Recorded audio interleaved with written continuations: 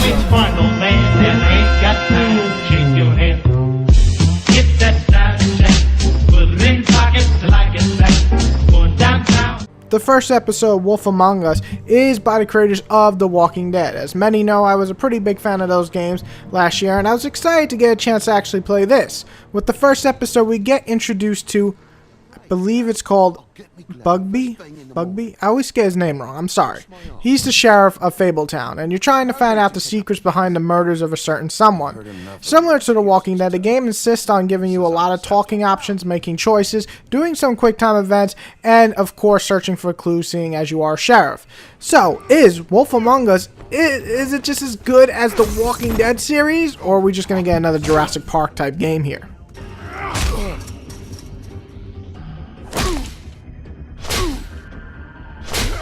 It's fun, old man, and I ain't got time to shake your hand. Get that side check, put it in pockets till I get back. Going downtown. The story is obviously the main highlight here. Bugby, hopefully I'm saying his name right. Bigby? I always get his name. Bigby?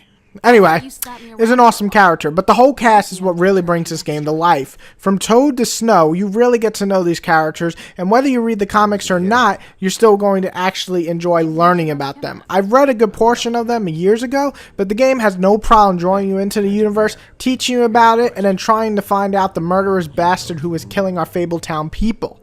The gameplay is similar to The Walking Dead, but more emphasis on collecting clues. You want to figure out what the hell is happening at certain scenes, but sometimes you have to gather all the clues in the room or from other sections of the game to make the right choices. Otherwise, you might not have somebody on your side, or dead actually.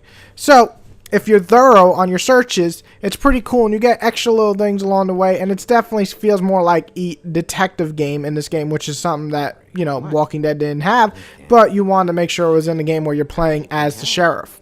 The graphics are great, really sucking you into the world, and I gotta say I enjoyed all the different places I got to explore. The graphics are definitely a real highlight of the series. The quicker and more action-paced fight scenes are also fun, especially the chase scenes. They run smooth for the most part, and some great fight scenes in terms of how they actually look and are shot. So I really enjoyed them in this game.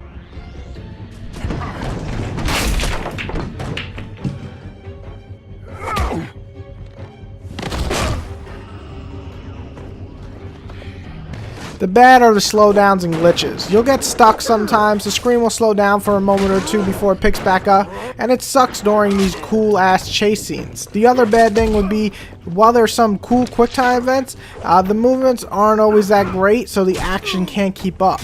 My only ugly feature is definitely the freezes. This game froze on me 4 times on the PS3 version, and that's just not acceptable, especially nowadays. It's an ugly feature and definitely needs to be mentioned, because it could send you back over 15 or even 20 minutes of gameplay. It's fun, old man, and I ain't got time to shake your hand.